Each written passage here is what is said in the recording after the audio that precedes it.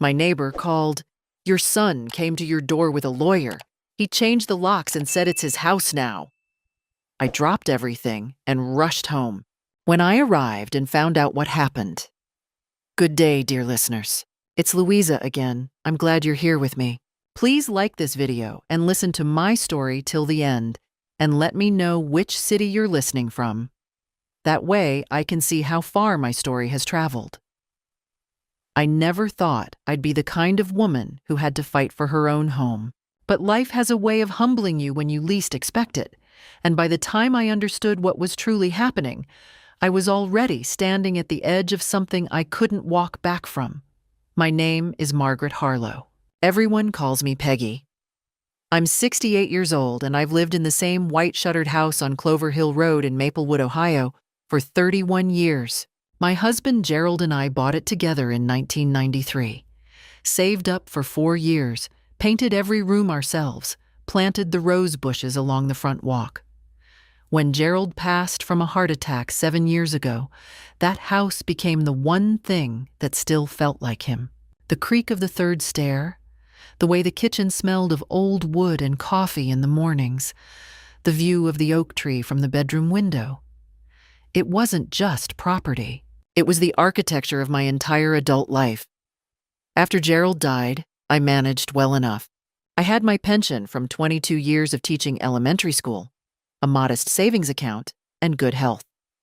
My neighbor Dorothy Chen, who lived 3 houses down, checked on me regularly. I had my book club on Thursdays, my garden, and my 2 cats, Biscuit and Earl. I was not lonely, exactly, though I would be lying if I said I never ached for company. My son Dennis was 43 and lived 40 minutes away in Columbus with his wife Carla.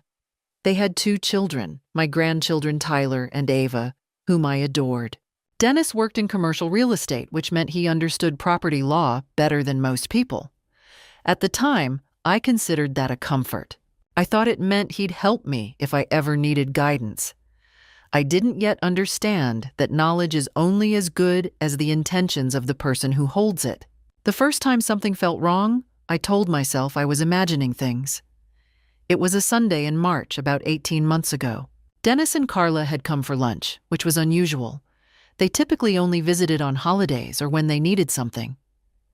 Carla spent most of the meal walking through the house rather than sitting at the table. She commented on the square footage of the living room, asked about the insulation, mentioned offhandedly that homes in this neighborhood were moving fast. I thought she was making conversation. Dennis, for his part, was quieter than usual. He kept looking at me with an expression I couldn't quite name, not affection, something more clinical. "Mom," he said as they were putting on their coats to leave, "have you ever thought about downsizing? A condo somewhere would be so much easier to manage at your age." I told him I was perfectly capable of managing my home. He smiled and said, "Of course. Just thinking about your future." I thanked him and watched them drive away.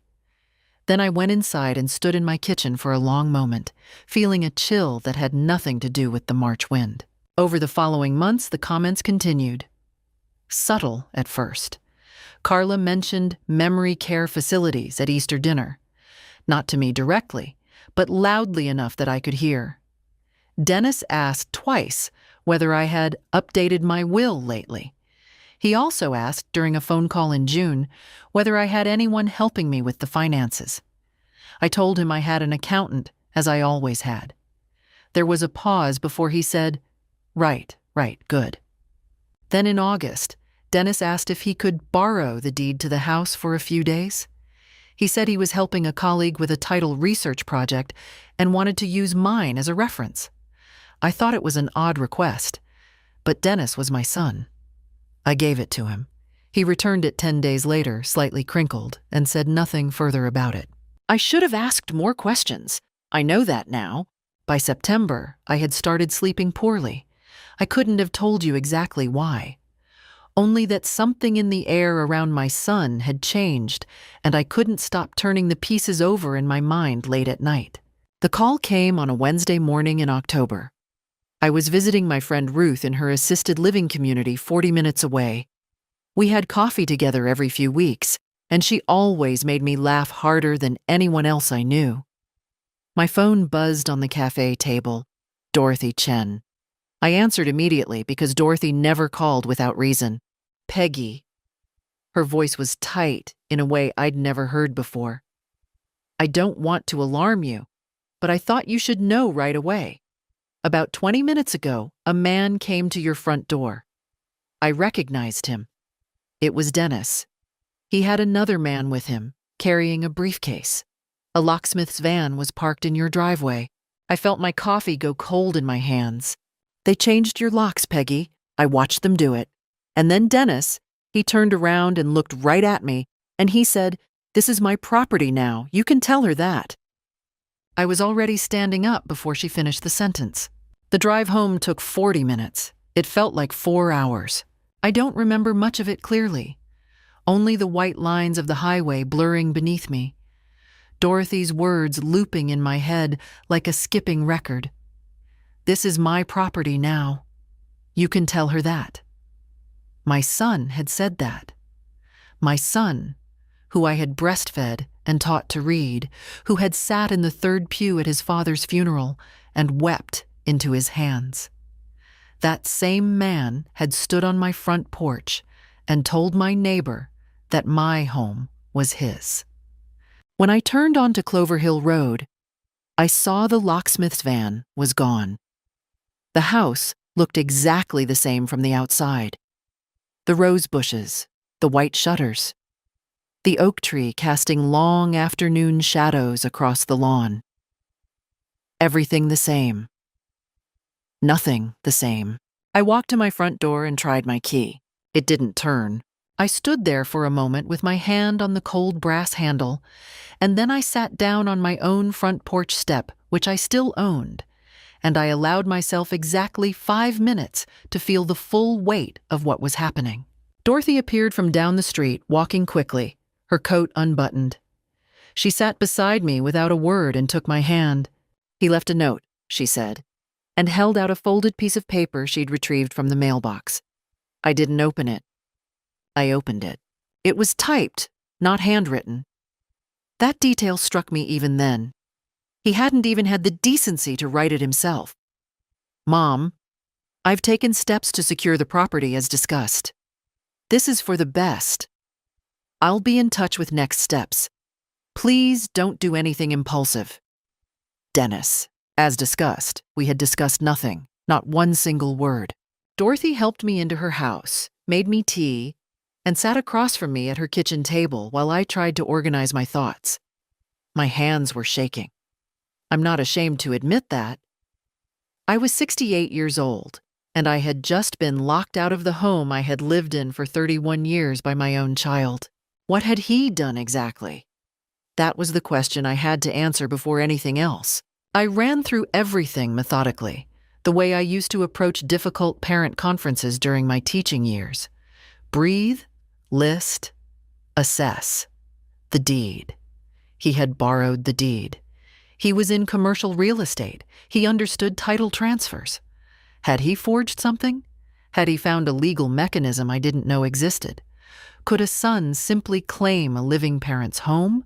The answer, I knew even in my shock, was not legally, not without my signature, not without fraud, and not without leaving a paper trail, which meant either he had committed fraud or he was bluffing, trying to rattle me badly enough that I'd capitulate without a fight. Both possibilities frightened me. But the second one almost frightened me more because it told me exactly what he thought of me. He thought I was old. He thought I was soft. He thought that if he moved fast and hard, I would fold. That thought settled something in me. I looked up at Dorothy. "I need a lawyer," I said. "Not tomorrow. Today." She nodded and reached for her own phone without hesitation. "My son-in-law. He practices in Columbus, civil and real estate law. His name is Frank Okafor. He's good, Peggy. He's very good." While she called, I sat quietly and I began to think. The first thing I needed was to get back into my house. Not by force. Never by force, because anything I did in anger could be used against me. I needed a legal re-entry, which required establishing that I was the rightful owner, which required the deed, or a certified copy of it from the county recorder's office, that I could get the following morning when the office opened. The second thing I needed was to understand exactly what Dennis had filed or forged. If he'd done anything through official channels, it would be on record. The third thing I needed was documentation of everything. Dorothy's account, the typed note, the changed locks, the dates of the suspicious conversations over the past several months. A timeline. And the fourth thing, the thing that tightened my jaw when I thought of it, was to say nothing to Dennis. Not yet. Let him think the shock had paralyzed me. Let him think I was the frail, confused old woman he apparently believed me to be. He had made a serious miscalculation. I had spent 22 years managing classrooms full of 7-year-olds, 3 school board conflicts, 1 insurance dispute after Gerald's death, and a full home renovation without a contractor. I was not soft. I was not paralyzed. I was, in fact, just getting started. That night, Dorothy gave me her guest room. I lay awake until past midnight, making a handwritten list by lamplight. Every strange comment, every odd visit, the borrowed deed, the note, the locksmith, all of it with dates as precise as I could recall them. 7 pages. Before I finally fell asleep, I allowed myself one last moment of grief. Dennis was my son. Part of me still could not fully believe what he had done. But grief and action are not mutually exclusive, and in the morning, I would need to be clear-headed. I set my alarm for 7. The county recorder's office opened at 8:30. The county recorder's office was a low brick building downtown that smelled of old paper and floor wax. I arrived at 8:25, before the doors unlocked, and stood on the steps in the cold with my purse held against my chest and my list folded in my coat pocket. Within 40 minutes, I had a certified copy of the deed to 14 Clover Hill Road. It listed 2 owners, Gerald Allen Harlow, deceased, and Margaret Louise Harlow. Gerald's share had passed to me automatically upon his death, as we'd held the property in joint tenancy with right of survivorship. The deed was clean. My name was on it, only my name, which meant that whatever Dennis had done, he had not, at least not yet, succeeded in changing the county records. But that was small comfort, because Frank Okafor, Dorothy's son-in-law, explained the rest to me that same afternoon in his Columbus office. Frank was a composed man in his early 40s, with reading glasses he kept taking on and off as he reviewed the documents I'd brought. He listened to everything without interrupting, then sat back in his chair and said, "Mrs. Harlow, your son presented a quitclaim deed to a private title company last week, not to the county recorder, to a private company he apparently works with through his real estate business. The deed purported to transfer your interest in the property to him. It bears what appears to be your signature." I stared at him. "That is not my signature." "I know," he said quietly, "which is why we're going to request the original document and have it examined by a forensic document analyst. What your son may have done, and I want to be careful with the word may until we've confirmed, is forge your signature on a legal instrument for the purpose of property transfer. That is not a civil matter, Mrs. Harlow. That is a felony." The word hung in the air between us. Felony, my son. I held Frank's gaze and said, "What do I need to do?" He gave me a precise list. First, a formal written complaint to the county sheriff's office documenting the forgery. Second, a civil motion to invalidate the fraudulent deed and restore my exclusive title. Third, a locksmith of my own to restore access to my home, which Frank said I was legally entitled to do, given that I remained the sole recorded owner. Fourth, a formal cease and desist letter to Dennis, delivered through the firm. "What about the title company?" I asked. Frank allowed himself a brief, grim expression.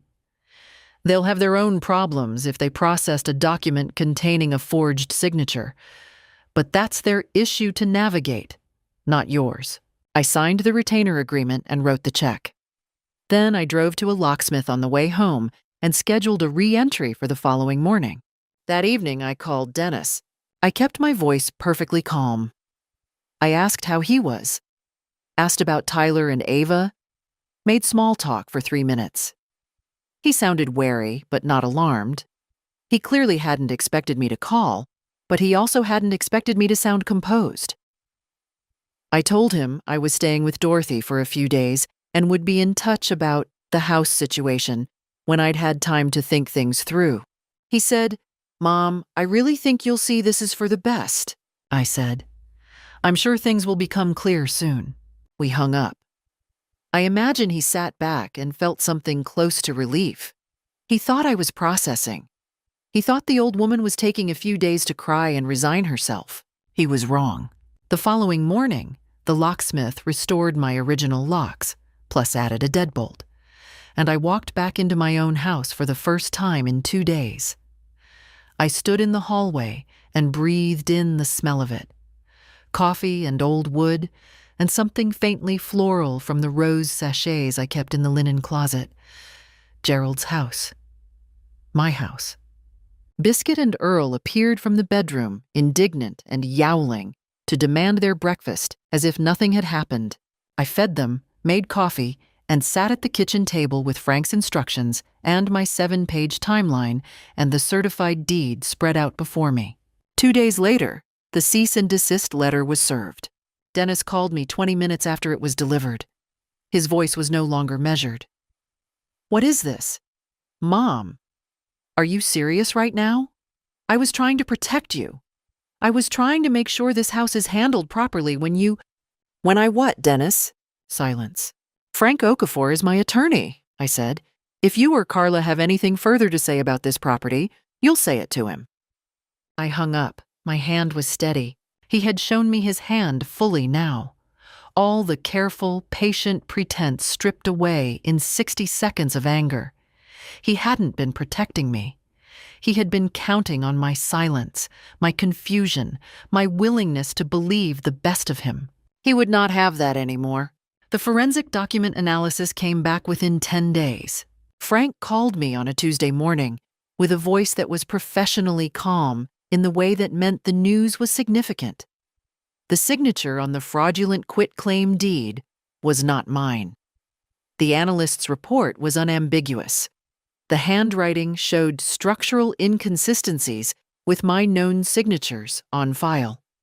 The ink composition suggested the signature had been added after the document body was printed, and there were pressure variations consistent with deliberate forgery rather than natural signing. The analyst was prepared to testify. Frank filed the civil motion to invalidate the deed the same afternoon. He also sent the forensic report to the county sheriff's office as we had planned. By Thursday of that week, Dennis knew what was coming. I don't know who told him, perhaps the title company, who had received their own notification from Frank's office. But I received a text from an unknown number that same Thursday evening. It said, "You are making a terrible mistake. There are things about your finances that you don't know. Back down now and this stays in the family." I photographed the text and forwarded it to Frank. Then, on Saturday morning, Dennis and Carla appeared at my door. I had been expecting this. I opened the door but did not invite them in. I stood in the doorframe, on my own threshold, in my own house, and looked at my son and his wife. Carla had her arms folded. Dennis was doing the thing he always did when he was trying to intimidate, standing with his feet apart, shoulders squared, voice measured and low, as if he were addressing someone who needed to be managed. "See, Mom, you need to stop this right now," he said. "You have no idea what you're doing. If this goes further, it won't just hurt me. It will destroy the family. Tyler and Ava will know what you did to their father. Is that what you want?" "What I did?" I said. You're dragging your own son into a legal investigation over a paperwork misunderstanding. Do you understand how this looks? People are going to think you've lost your mind." I noticed he didn't deny the forgery. I filed that away. "Dennis," I said, "the sheriff's office has the forensic report. Frank Okafor has the motion on file. I didn't create this situation. You did. And if you want to have a relationship with your children's grandmother going forward, I'd strongly suggest you speak to your own attorney before you say anything else to me directly." Carla stepped forward then. She had always been the sharper of the two, and she knew it. "Peggy," she said, her voice dropping to something that was meant to sound like concern. "We know you've been having some memory issues. We've spoken to your doctor." I looked at her. "We're worried about you," she continued. "We've been documenting things, incidents, conversations, for months. If you push this, we will seek guardianship. We will tell a court that you are not competent to manage your own affairs. We have witnesses." There it was. The full play. The locked-out deed scheme hadn't worked quickly enough, so now they were pivoting to the second option. Paint the old woman as incompetent, remove her legal agency, take the house through the guardianship process. My heart was hammering. I will not pretend otherwise. The guardianship threat is not an empty one. I had read enough about elder law since this began to know that. It is a real legal mechanism, and it has been used by unscrupulous family members before. But I had also prepared for it. "I suggest you contact Frank Okafor," I said again, "and I suggest that when you do, you bring whatever documentation you believe you have, because my attorney has already arranged for a full independent cognitive evaluation by a neuropsychologist at Ohio State Medical Center. The appointment is next week. I have full confidence in the results." I had scheduled that appointment 4 days earlier, the moment I'd understood where this might go. Neither of them spoke. "I'd like you both to leave my property now," I said. Dennis looked at me for a long moment with an expression I hadn't seen on his face before. It wasn't anger, exactly. It was something colder than anger. Then he turned and walked back to their car. Carla followed, her heels sharp on the front path. I closed my door and locked it. Then I went to the kitchen, sat down, and let myself shake for a full 10 minutes. Biscuit climbed onto my lap. I held him and breathed. The following Monday, I called Dorothy and told her I was going to take a few days, not to retreat, just to gather myself. I drove to a small inn in Hocking Hills that Gerald and I had visited twice when the children were young. I walked the trails. I ate well. I slept. I did not check my phone more than twice a day. When I drove back to Clover Hill Road on Thursday, I felt clear in a way I hadn't since October. The guardianship threat was real, but it was also an act of desperation. You don't threaten someone with a guardianship claim when you have legitimate legal ground. You threaten it when you are losing. I understood now that I was winning. They tried a different approach the following week. I should have expected it. Dennis had always been adaptable, and Carla even more so. When force didn't work, they shifted to softness. It was, in its way, more disturbing than the threats. A bouquet of flowers arrived on my porch on Monday morning. Yellow roses, my favorite, which Dennis knew from 30 years of watching me tend the garden. The card read, "Mom, can we start over? We miss you. We only ever wanted to help." Dennis and Carla, Tyler and Ava, they had included the children. Deliberately. Tyler was 14, Ava 11. The thought of them being used as emotional leverage turned my stomach. But I also understood exactly what it was. A crafted appeal designed to reach the part of me that loved my grandchildren without condition. I put the flowers in water. I was not made of stone, but I was also not a fool. Later that day, Dennis called. He had abandoned the squared shoulder tone entirely. His voice was quiet, even tender. The voice I remembered from when he was a teenager and had made a mistake and was trying to walk it back. "Mom, I know things have gone too far." I panicked. "Carla and we were so worried about you being alone in that house, and I handled it badly. Really badly. I know that." I let him talk. I did not respond warmly or coldly.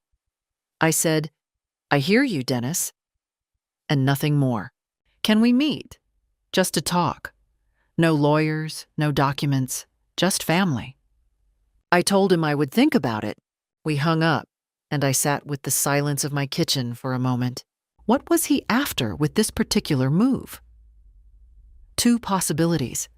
The first was that he was genuinely frightened by the legal momentum and attempting a retreat, hoping that if he could position himself as remorseful, I might drop the civil case or at minimum soften my cooperation with the sheriff's office.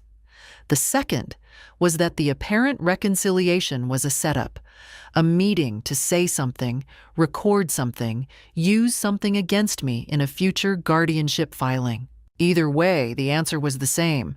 I would not meet with him alone. I would not meet with him without Frank present. And I would not make any decisions about the legal proceedings based on a bouquet of yellow roses and a soft phone voice. I called Frank and told him about the contact. He was unsurprised and advised me, politely but firmly, to keep all further communication through him. "The civil motion is proceeding well," he said, "and the sheriff's office has scheduled a preliminary interview. This is not the time for private meetings, Mrs. Harlow." "I know," I said. I then did something I should probably have done much earlier. I called my daughter-in-law Ruth's daughter, who was part of my book club, and I told the truth about what had happened to several of the women I'd known for years. I had resisted this initially out of something that felt like shame, not for what Dennis had done, but for what it implied about the family I had raised, the choices I had made, the picture of maternal failure it seemed to paint. But sitting in Dorothy's living room that evening, surrounded by women who had known me for decades, I realized the shame was misplaced. Dennis's actions were his own. They said nothing about me, except that I had raised a son who was capable of underestimating me, which was perhaps partly my own fault for having been gentle for too long. The women were extraordinary. Ruth's daughter, Patricia, who was a retired family court clerk, knew the guardianship process inside and out, and confirmed that my cognitive evaluation, results of which had come back completely clean, was the single most important protective document I could have obtained. "They won't get anywhere with that claim now," she said flatly. "Not with an independent evaluation from OSU on file." My book club friend Helen, who had a background in social work, offered to provide a written character attestation to Frank's office. Two others did the same.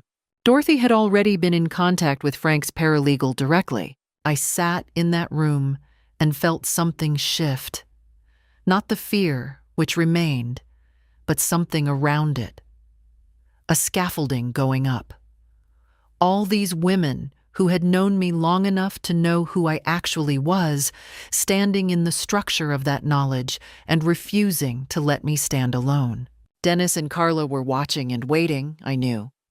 They were hoping the flowers and the soft phone call had bought them something. They hadn't bought anything. They came on a Sunday. I hadn't agreed to meet with them. I want to be clear about that.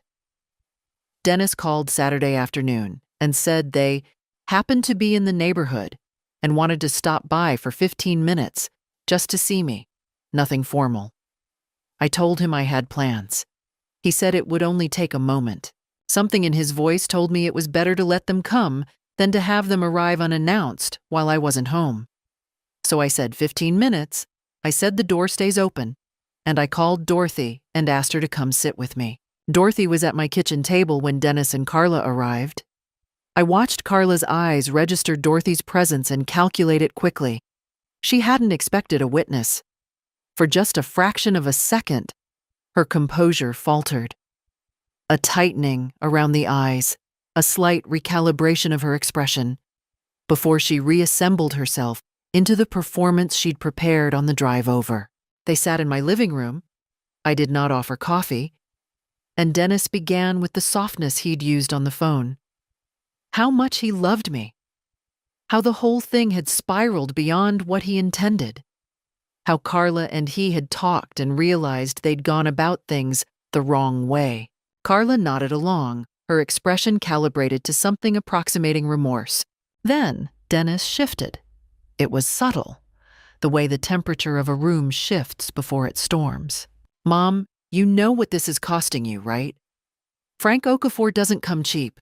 You're spending your own savings fighting your own family. And when this is over, whatever the outcome, there will be nothing left.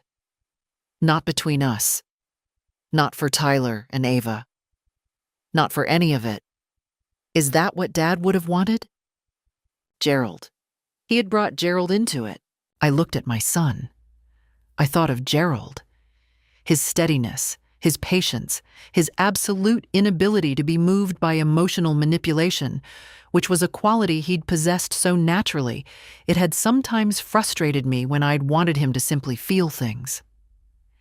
In this moment, sitting in the living room we had furnished together, I understood that quality for the first time as a form of love.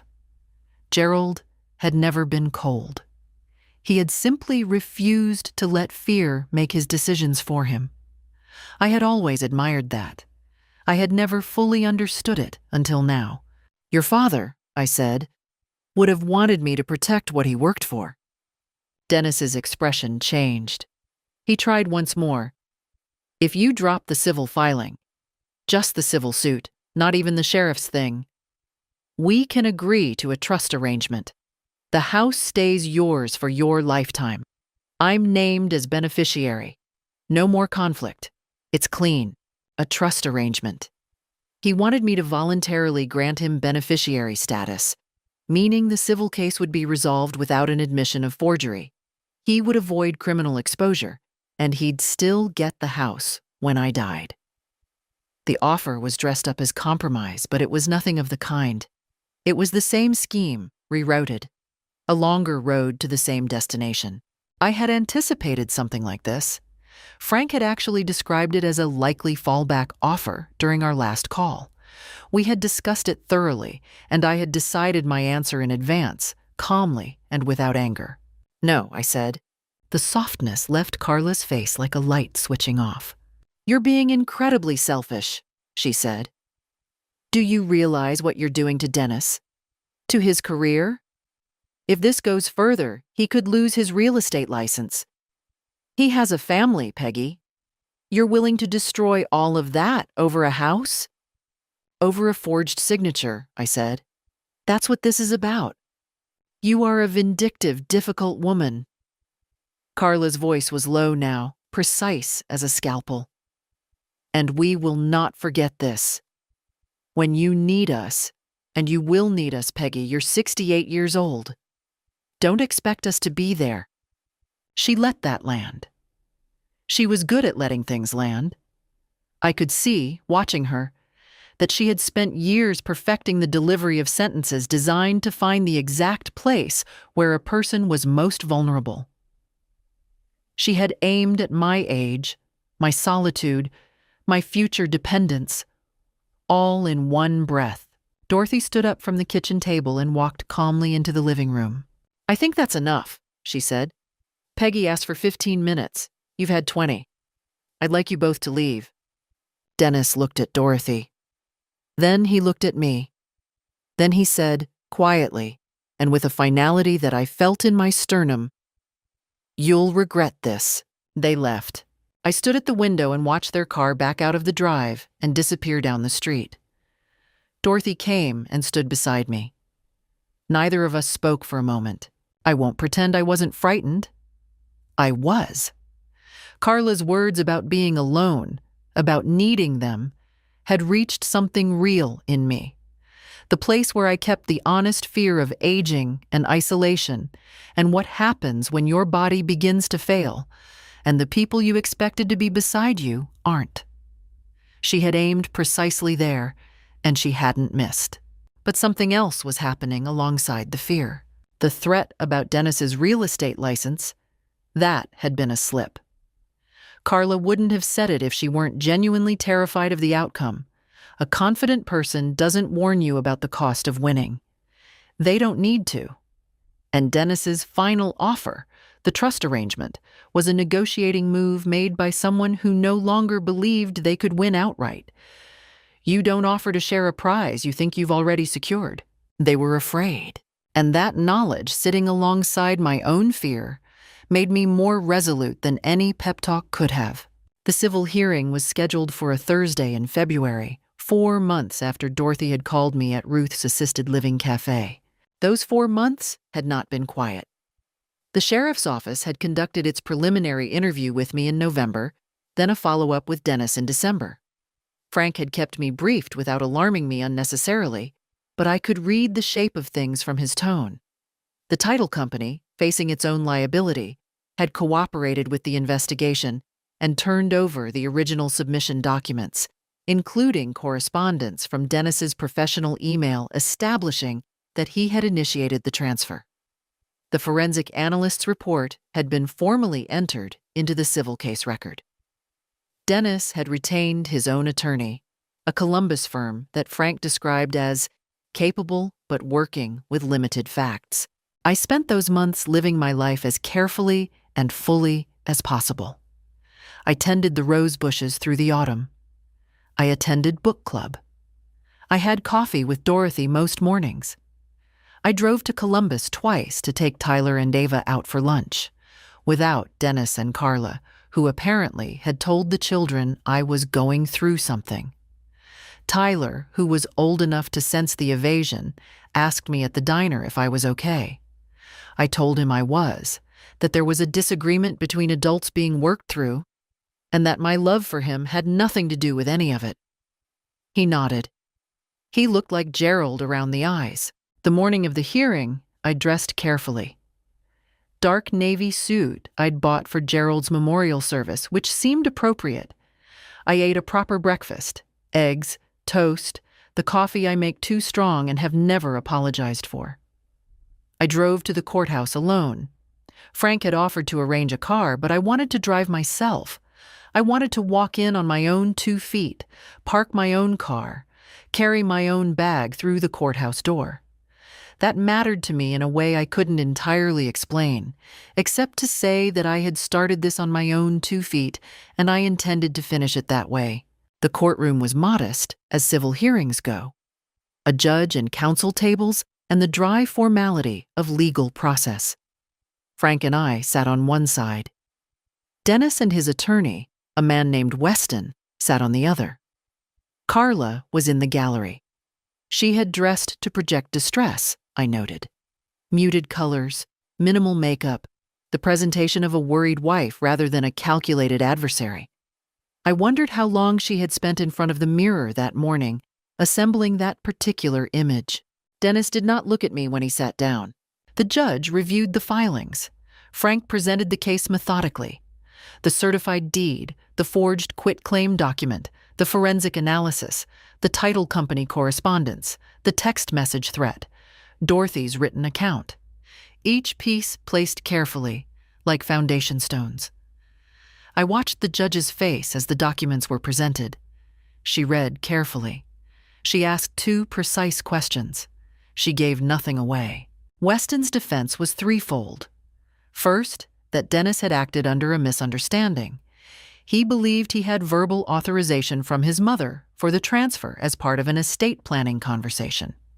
Second, that the signature, while irregular, could represent a moment of cognitive impairment on my part rather than deliberate forgery on his. Third, that the matter was a family dispute that should be resolved privately rather than through the court. It was the second argument that was designed to sting me, and it did. The suggestion that I was the one whose mind was failing, laid out in a courtroom, clinical and impersonal by a man who didn't know me and was paid not to, was humiliating in a way the confrontations in my living room had not been. There is something particular about hearing your competence questioned under oath in a public proceeding. I sat very still and kept my expression neutral, and I reminded myself that this was exactly what Frank had predicted, and that we had prepared for it. Frank introduced the OSU Neuropsychological Evaluation Report. He introduced the attestations from Dorothy, Patricia, Helen, and 2 others. He introduced my teaching records, my financial history, my decades of consistent, competent legal decision-making. He was building a portrait, not of a fragile woman who needed protecting, but of someone who had been managing her own affairs with complete coherence for decades. A woman who knew exactly what she had and had not signed. Then he asked me to take the stand. I had prepared for this. I answered every question clearly, at full volume, with my hands in my lap. I described the conversation in which Dennis had borrowed the deed. I described every suspicious comment over the preceding months. I described the locked door and the typed note. I described the Sunday confrontation and Dennis's offer of a trust arrangement in lieu of dropping the suit. Weston cross-examined me. He asked whether I had sometimes felt confused or overwhelmed since my husband's death. I said grief was not confusion. He asked whether Dennis had expressed concern about my welfare. I said yes, and that the sincerity of that concern had been made clear by the method of its expression.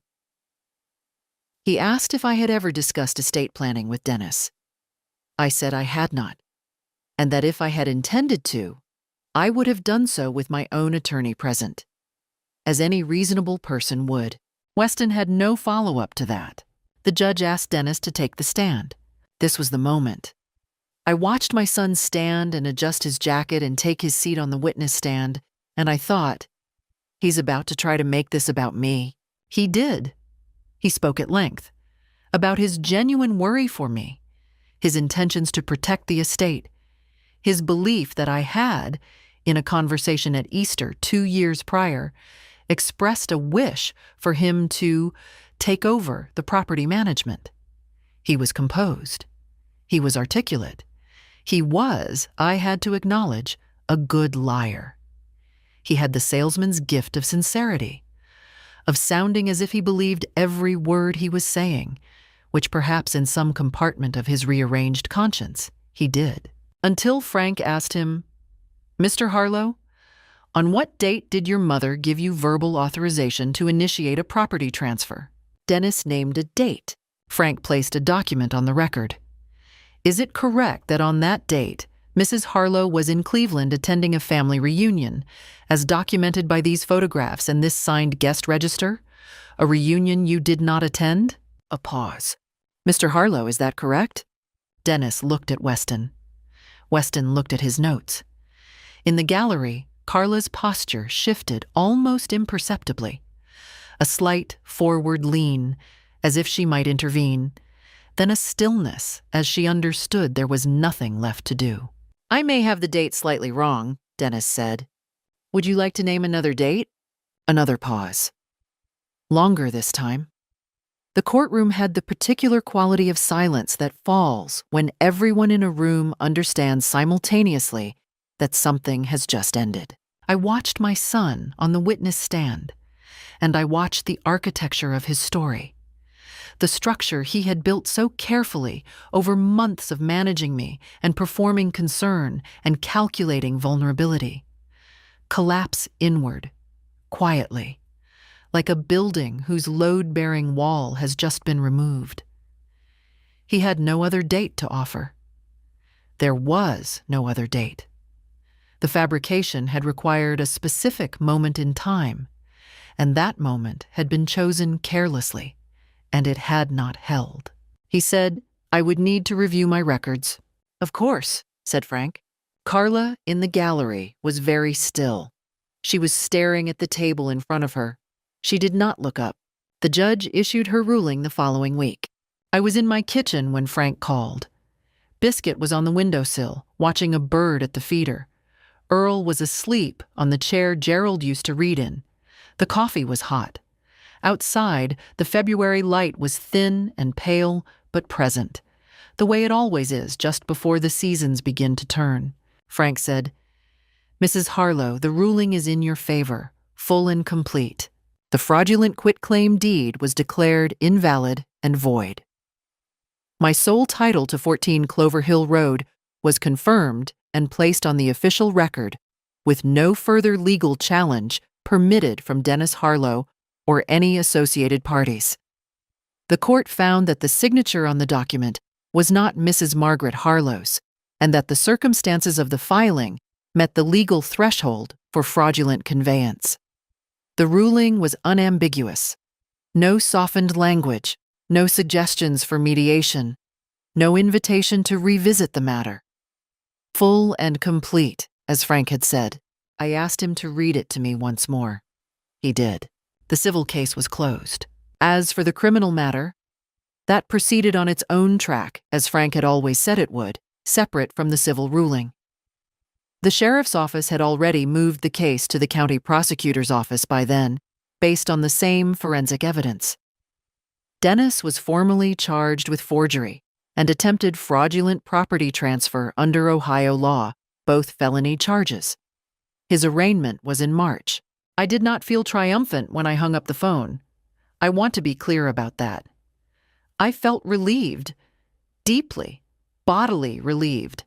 The way you feel when you've been holding tension in your shoulders for so long you've forgotten it's there, and then it releases. I sat at my kitchen table and let the relief move through me like warm water. Then I cried. Not for long. 10 minutes, perhaps. For Gerald, who would have found all of this heartbreaking. For the version of Dennis who had been a serious, sweet-faced boy who once built a birdhouse in the garage with his father over an entire weekend, who had run into my arms from the school bus every afternoon until he was too old to do it without embarrassment, and who had then done it anyway for 2 more years when no one was looking. For the relationship that was gone, which had perhaps been going for longer than I'd allowed myself to see, and briefly, quietly, for my own younger self. The woman who had believed without reservation that the family she had made was the thing she could always return to. That woman deserved the tears. I gave them to her. Dorothy came over that evening with a bottle of wine and a rotisserie chicken, and we sat at my kitchen table until 10 o'clock. We didn't talk about the ruling much. We talked about her granddaughter's new school, about a book we'd both been meaning to read, about the possibility of a spring trip to Savannah. The ordinary texture of an ordinary life, which was all I had ever wanted, and which was, at last, securely mine. There were practical matters in the weeks that followed. Dennis's real estate license was referred for review by the Ohio Division of Real Estate and Professional Licensing, who suspended it pending the criminal proceedings. His employing firm placed him on indefinite leave. The Columbus firm representing him withdrew from the criminal case, and he had to find new representation. A sole practitioner this time, which told its own story about how quickly his professional community was recalibrating its association with him. The title company settled their exposure with the county separately. They had, it turned out, failed to conduct adequate due diligence on the submitted deed, and their legal exposure was significant. They did not contact me directly, which was fine. I had neither the energy nor the interest to pursue them further. Frank advised that I could, and I chose not to. Some battles you end when you've won the one that mattered, Carla called once. I let it go to voicemail. She left a message that was, in its way, more revealing than anything she'd said to my face. A carefully worded appeal to put this behind us for the children's sake, which was the sentence of someone who understood that the adult consequences were now real and permanent, and was retreating to the only terrain she thought might still move me. Her voice on the recording had lost its precision. She sounded tired. She sounded, for the first time in all the months I had known her as a threat, like someone who was genuinely uncertain what came next.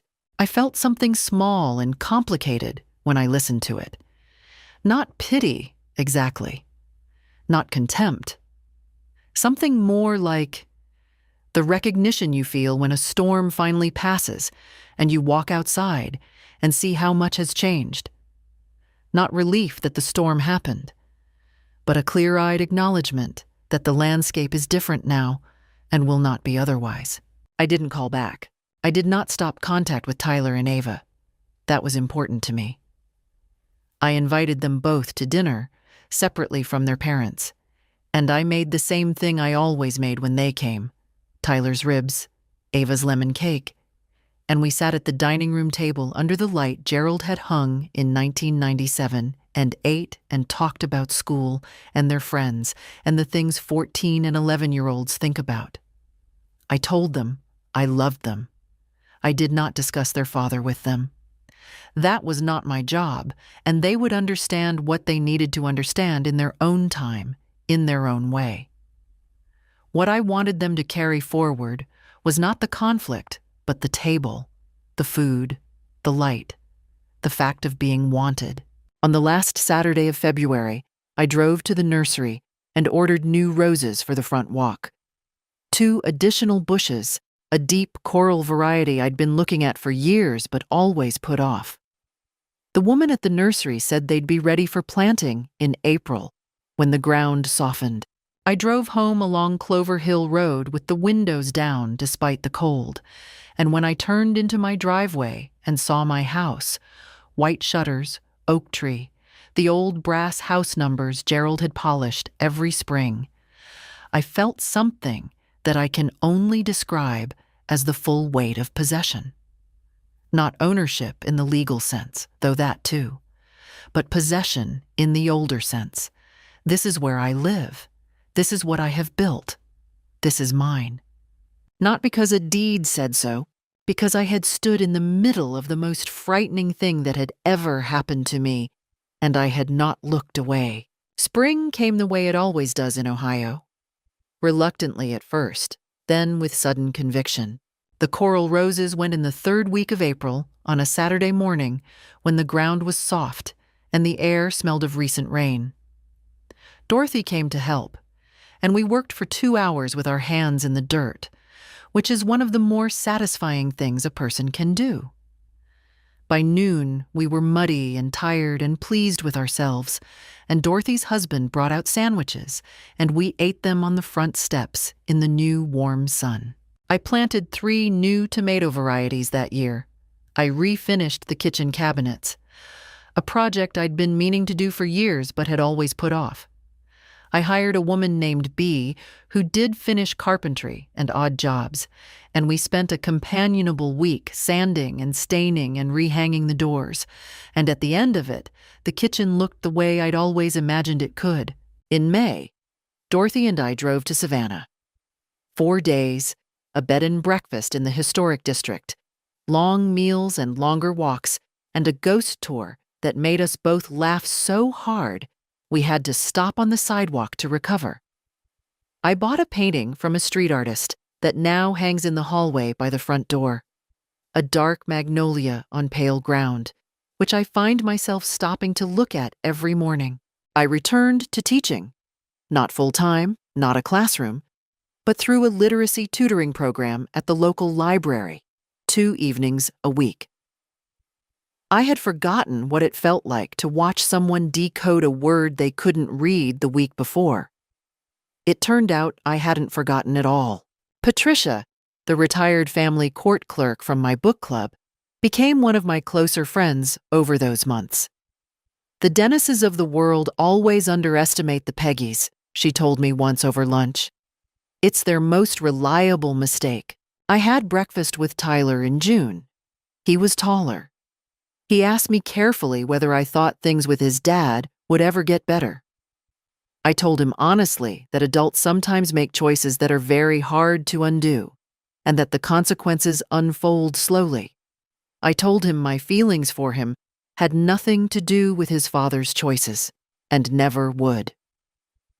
When we hugged goodbye in the parking lot, he held on for a long moment, and I felt in that hug something durable. The kind of connection that outlasts the things that try to fracture it. As for Dennis and Carla, Dennis entered a guilty plea in August to the forgery charge. He was sentenced to 18 months of probation, a substantial fine, and mandatory restitution of my legal fees. He was permanently barred from holding an Ohio real estate license. His career, in practical terms, was over. The firm did not rehire him. He picked up consulting work where he could, at a fraction of his previous income. Carla found the adjustment brutal. They sold their Columbus house and moved to a smaller rental farther out. By the following year, they had separated. The children divided their time between two households, which broke my heart for Tyler and Ava, in a way that nothing else about the situation had. I did not feel satisfaction about Dennis's suffering. He was still my son. What I felt was something more complicated, a cold grief for what had been lost, for the version of him I had loved without reservation and could no longer fully recognize. But I did not feel guilt. I had not created these consequences. I had simply refused to absorb them on his behalf. There is a difference. It took me time to understand it fully, but I understand it now. The house on Clover Hill Road had new roses and a refinished kitchen and a painting in the hallway and a family of sparrows in the oak tree. Biscuit and Earl grew fatter and more imperious with the warmth of summer. Dorothy came for coffee on Tuesday and Thursday mornings as settled routine. One evening in late October, almost exactly a year from the day I'd tried my key and found it wouldn't turn, I sat on the front steps at dusk and watched the neighborhood settle into the blue hour. The leaves were turning. The air had that particular October quality, clean and slightly mournful, that has always felt like the most honest time of year. Gerald was not there. Dennis was not the man I had believed him to be. There was loss in those facts, real and unresolved. But the house was mine. My life was mine. My mornings and evenings and the slow pleasure of my garden and my friendships and my tutoring students and my trips and my books and my cats, all mine. That was enough. That was, in truth, more than enough. There is one thing I know for certain now. The people who try to take what is yours are counting on your love making you blind. It doesn't have to. You can love someone completely and still protect yourself. You can be 68, widowed, and frightened, and still be the most formidable person in the room. If someone tried to lock you out of your own home, what would you do? I'd love to know. Leave your answer in the comments below. And if this story meant something to you, share it. Thank you for staying with me. It meant everything.